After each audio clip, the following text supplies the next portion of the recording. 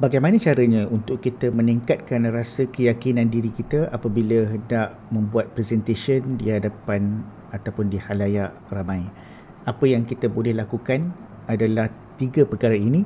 Yang pertama sekali, untuk kita meningkatkan rasa keyakinan diri ataupun confidence level, jangan sekali-kali kita bandingkan diri kita dengan orang lain. Maksud di sini adalah apabila kita berada di depan untuk kita melaksanakan ataupun membuat sesebuah presentation, apa yang kita perlu fikirkan adalah kita adalah subject matter expert. Kita adalah pakar di dalam apa yang kita nak sampaikan kepada orang lain. Berada pada titik tersebut, kita dapat kenal pasti bahawa diri kita mempunyai kekuatan yang luar biasa. Untuk menjadikan kita lebih berkeyakinan, kenapa kita tidak boleh membandingkan diri kita dengan orang lain? Kerana kita sendiri mempunyai keunikan kita sendiri. Kita mempunyai kepakaran kita sendiri. Berpegang kepada kepakaran tersebut, berpegang kepada keyakinan tersebutlah kita dapat menyampaikan sesuatu dengan lebih baik, dengan lebih lancar. Jika kita membandingkan diri kita, itu akan menjadi musuh kepada diri kita sendiri. Kerana kita akan merasakan bahawa orang yang berada di sekitar ataupun yang melihat kepada presentation kita itu adalah orang yang lebih bagus daripada kita. Sedangkan pada saat dan ketika itu kita telah diamanahkan untuk membuat presentation di depan ataupun di hadapan mereka, bermaksud kita mempunyai kelebihan yang tertentu. Tapi janganlah syok sendiri pula, sebab kalau syok sendiri nanti perasan lebih. Jadi perkara yang kedua, kita untuk meningkatkan keyakinan level ataupun confidence level kita adalah dengan memastikan kita mempunyai ilmu yang secukupnya untuk kita sampaikan.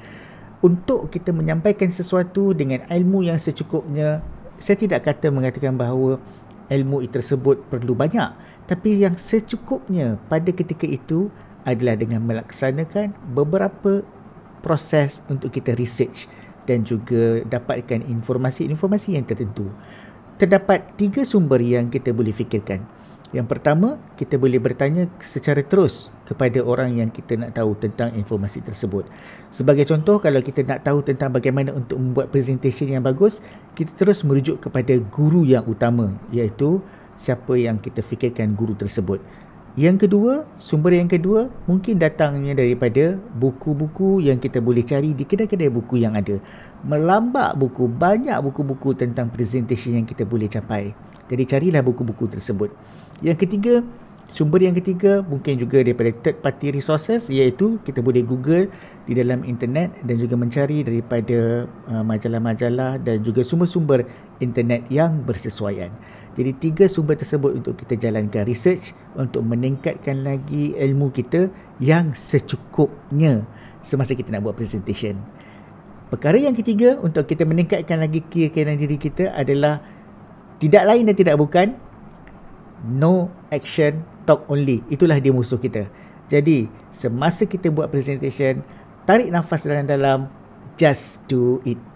Jadi tips saya kepada tuan-tuan dan puan-puan adalah untuk memastikan kita merasa lebih tenang, saya selalu berpegang kepada electrical chemical connection. Ada 3 perkara dekat sini dalam badan kita ya.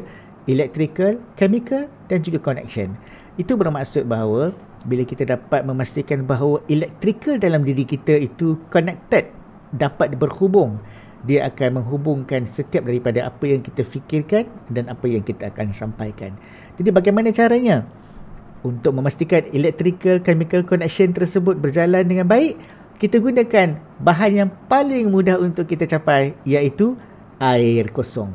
Kerana air akan dapat memastikan bahawa electrical, air adalah chemical connection daripada otak dan apa yang kita akan sampaikan itu akan menjadi lebih lancar. Jadi dengan menggunakan menggunakan air, dengan minum air yang secukupnya juga.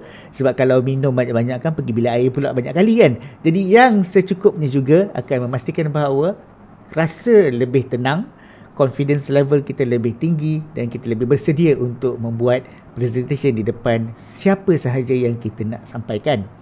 Jadi dengan itu, Tiga perkara tersebut yang kita kena ingat untuk meningkatkan confidence level kita semasa kita nak membuat satu-satu presentation. Yang pertama, jangan kita bandingkan dengan orang lain. Yang kedua, buat research untuk tingkatkan ilmu yang secukupnya. Dan yang ketiga, minum air yang secukupnya untuk memastikan kita lebih tenang. Electrical, chemical connection. Mudah-mudahan dengan 3 tips tersebut, tuan-tuan dan puan-puan akan dapat membuat presentation dengan lebih penuh keyakinan. Assalamualaikum warahmatullahi wabarakatuh.